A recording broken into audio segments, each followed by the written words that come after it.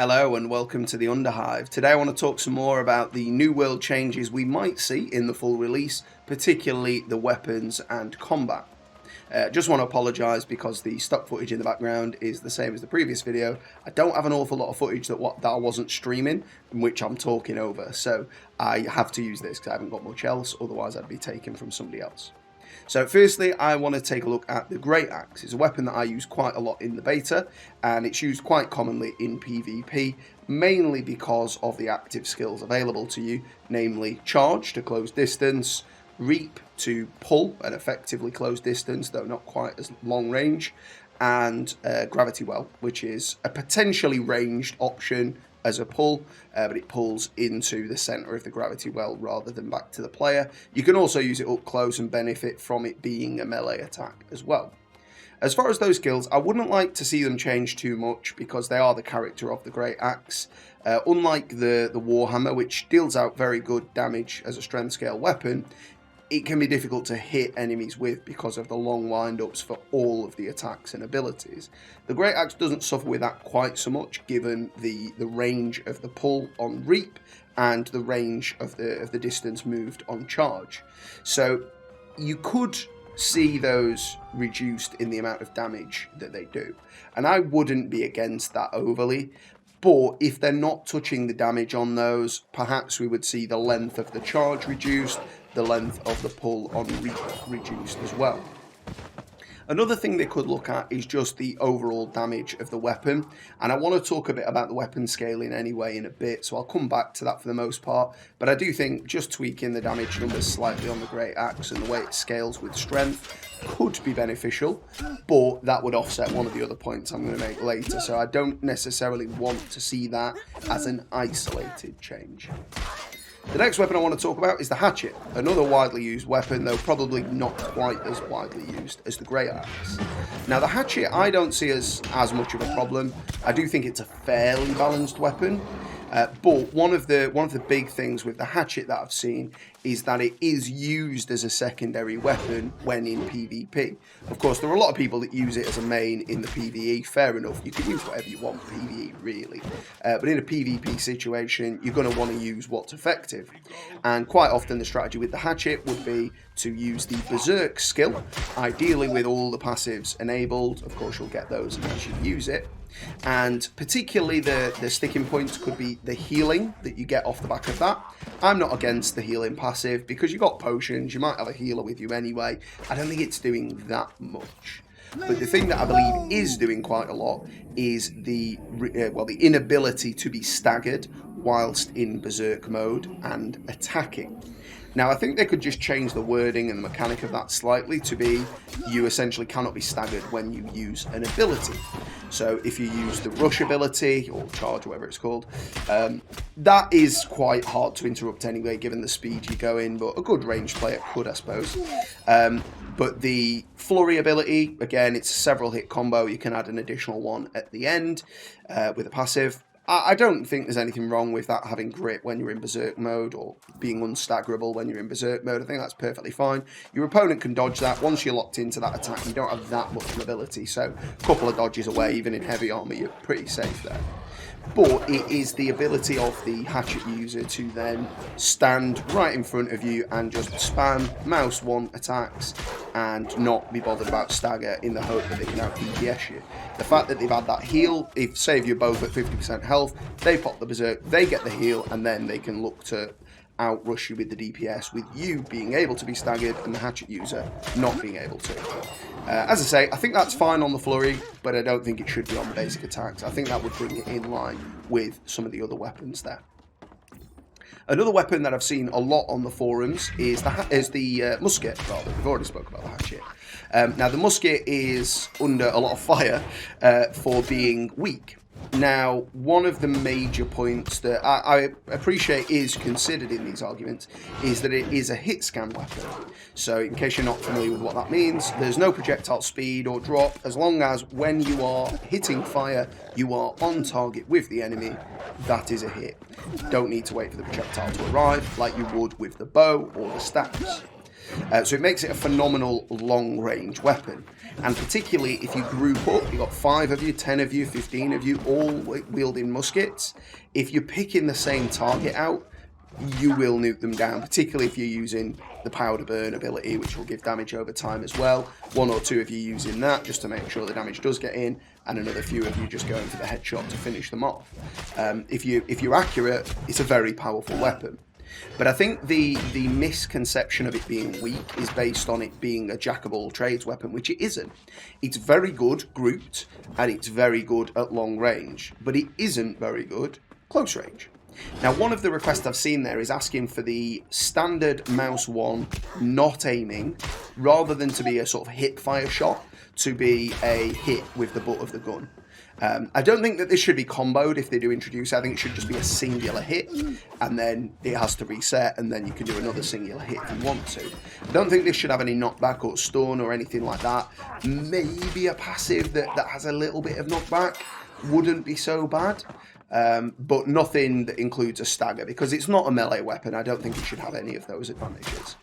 I do think that this could be brought in line just by bringing things like the great axe and the hatchet down a little, and that would make the musket feel better, because they've got to be very careful, AGS, to make sure that they don't buff it too far if they do touch it, because with it being a hit scan weapon, any buff to the damage or the usability of the weapon translates directly into any attack, because as long as you're capable of hitting the target, you're going to. It's hit scan. Now, the next weapon I want to talk about is very often paired with the musket. Now, I'll have had the scaling on screen. I'll keep it on there. You've seen this footage in the background before, so you'll have had a good look at that by now. You can see that both the musket and the spear scale with dex. Now, the spear has a lower scaling than the average weapon, and you've got to consider that the attack speed does factor into that calculation. If they were all scaled the same, the faster attack weapons would have a very clear advantage. So I'm not necessarily saying that they should increase the scaling of the weapon, but I do think the spear could stand to have perhaps a hitbox modification, perhaps make at least the standard attacks a bit longer. It doesn't feel like it has any advantage over the sword heavy attack in terms of range, and that isn't right for a spear, surely. It's not a long sword or a Zweihander that we're using to do that poke. It's a sword, effectively a broadsword or short sword by the looks of it. So for it to outrange a spear feels a bit weird. Now, I appreciate you hold a spear generally somewhere halfway around the haft, so that you've got the balance of the weapon, rather than holding it by the very back like you do with a sword. So it's understandable that the range wouldn't be that far removed, but I do think the spear should have a better range. I also feel like the vaulting stun, where you sort of pole vault into a front kick, I feel like the hitbox on that is quite narrow, and a good PvP player can easily dodge that.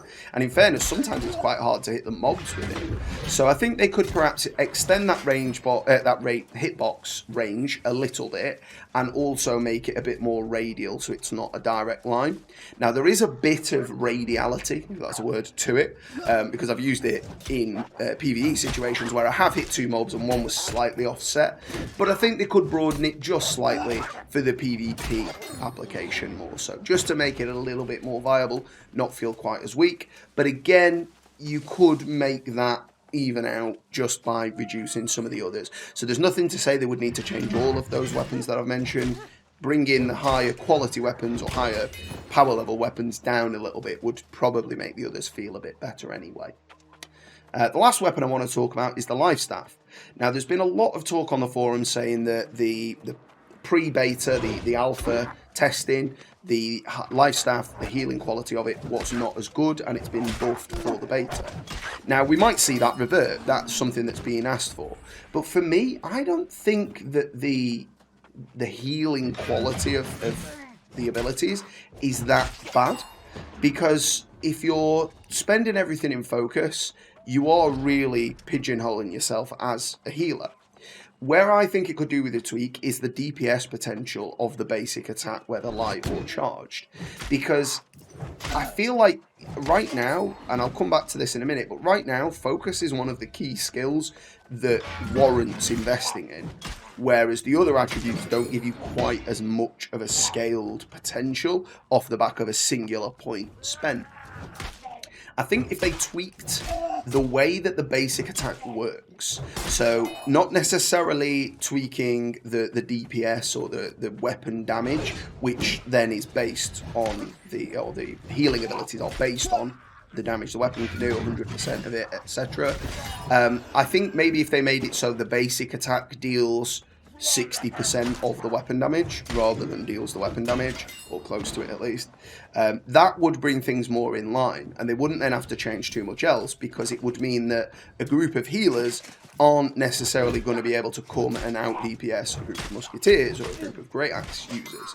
They can definitely heal each other and support each other, because that's the role the life staff in theory should be playing, but they wouldn't be able to just focus down a target with the standard attacks and out DPS them. I did have a few PvP fights with life staff users and found that their DPS ability was substantial. Not necessarily outweighing every other weapon, but it was considerably better than you would expect from a healing archetype. So I'm not saying they shouldn't have any DPS, just that it shouldn't be a viable means to have a DPS build. And then that brings me on to the attributes themselves. So the attributes, as you can see from the scaling table there, don't line up with the way Constitution works. Constitution starts off giving you roughly 25 HP per point. When you hit the thresholds for a particular milestone node, you get an additional bit just to even it out to a round number. As you progress further on, you'll be getting, say, 22, 21, maybe even 20 at the higher end per point. So that would mean for a DPS attribute like strength, dexterity, intelligence, for one of those to even out the Constitution upgrade, they would need to be doing that additional 20 to 25 damage per point of the attribute spent. And that just isn't the case, even with higher level weaponry. I will say, I didn't get to max level, so I don't know if it evens out at max level, but given that the PvP scales, it should be across the board for the most part. It'd be very hard to do it across all levels equally and balanced, but it shouldn't just apply at the top end, shouldn't just apply at the bottom end. And it certainly doesn't at the bottom end. So this has led to the rise of Constitution builds, whereby you know that you're not going to have as much DPS as the opponent does, but what you don't have in the DPS, you make up for in the health total, and that although they, yes, probably have put attributes in the DPS stat appropriate for their weapon selection, that won't be enough to even out the difference that you have gained in health pool. So although versus being a DPS build against that same person, you might need to hit them an extra 2-3 times, that they're going to need to hit you 4, 5, 6, 7 times extra because of that health difference. And I don't think that that should be a viable build. I don't think it was intended, so I feel that this is probably the most likely change to get looked at, but whether or not it's widespread enough for Amazon to notice is another question. Hopefully they will, though. I think it was widely spread enough, at least on the server I was on, that it does warrant a look at. So they could look at tuning all the other abilities up to that level, but I think at that stage we end up with ridiculous power creep. We're going to see, you know, numbers in the thousands when they could otherwise have been in the hundreds for damage numbers. Of course, you will go into the thousands there at high level, but my point is, it will go into the several thousands rather than 1,000 and odd. So I wouldn't like to see them scale up the other attributes and the way they work. I'd like to see them scale down the Constitution. Now, they could end up in the position where they make it so bad that it's basically not usable, but I think that's probably better than it being a great choice and more value per point than strength for a strength build, etc. And then that brings me back to the fringe point of, if they were to bring the Constitution down, then they would have to tweak the Great Axe. If they're tweaking the strength scaling, maybe they wouldn't need to touch the Great Axe but bring other things up. And again, I wouldn't really like to see that, because we get to the point where it's just power creep since the previous iterations we've played, and I think that just warrants changing too much of the PvE as well. So I feel it's more likely they'll touch Constitution, if anything, on that. I do think they could stand to touch the scaling of the life staff versus focus. That might affect the other points I've mentioned there in a positive way, and mean that they don't need to tweak the other aspects. But again, for me, I'd still rather see them just tweak the way that the standard attack works on the life staff. I think focus is fine otherwise, but if we see another focus weapon introduced at some point in the future, that will really strengthen the pure focus build and mean that chances are they're going to have to nerf one or make the other just not very good at all. And again, that shouldn't be the case. I'd like to see everything on a level playing field rather than some be good, some be bad. Well, let me know what you think. I'd be delighted to hear it if you've got any input on that. Ultimately, if you think I'm wrong, I would still be happy to hear that. I'd love to hear your thoughts. Please do correct me. But otherwise, I will see you next time in the Underhive.